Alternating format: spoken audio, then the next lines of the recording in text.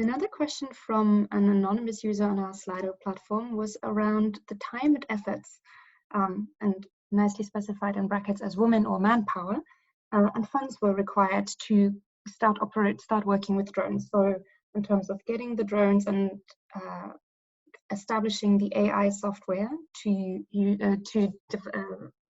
generate the results from the drone imagery. So can you give an indication of how costly it is to start working with drones? Fortunately, the initial cost of entry is actually quite low.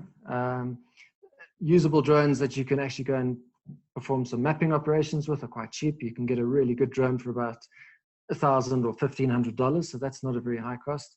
There is obviously a cost in obtaining licensing, depending on where you are in the world. It's also generally not very high. In the States, you can get a license for about $250. South Africa is quite a lot more expensive. It's about a $2,000 process to get a license. But your cost of basic entry is very low. Once you get into the more specialized phases, if you want to do large-scale mapping or you want to fly heat-sensitive cameras, then you're looking at quite a lot of money. You're looking sort of for a drone for about $10,000 to $15,000. In terms of the AI tools that we've developed, I'll talk a little bit about them in the second presentation. But we had a staff member in WFP, which we pulled from another agency who had the skills. And it was literally just his time and then some testing on our side. We did do a lot of work. We did get a lot of funding initially from Belgium and from ECHO. And we used those to run what we call our coordination workshops. Again, I'll talk about them a little bit more later.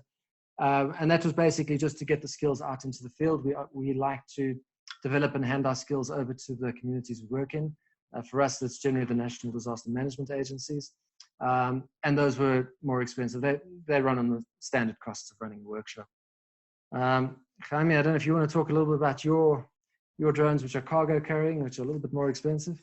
Yeah, so I would say like for cargo delivery, costs get more expensive, and also it's also in terms of like if you wanted to actually the drone to be integrated to your supply chain and do this in a sustainable way. That is kind of right now like the biggest challenge. Like you can do a 3-month program in which you would expend, let's say, $300,000 to deliver medical supplies to up to like I would say like 6 different locations. But then the actual challenge is how do you create a business model that can sustain